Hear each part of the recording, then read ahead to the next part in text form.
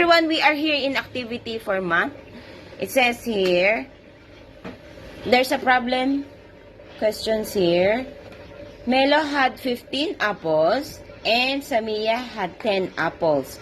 How many total apples are there? Emmanuel Matthew. Okay, Emmanuel Matthew, how many total apples are there? 25. Oh, can you write it? 15 plus 10 equals 25. Okay. Very good, Emmanuel Matthew. Again, we are here in the activity for math. In the problem solution, it says here, Daddy had 16 chocolates and 10 pizza, while Mommy had 14 chocolates and 3 pizza.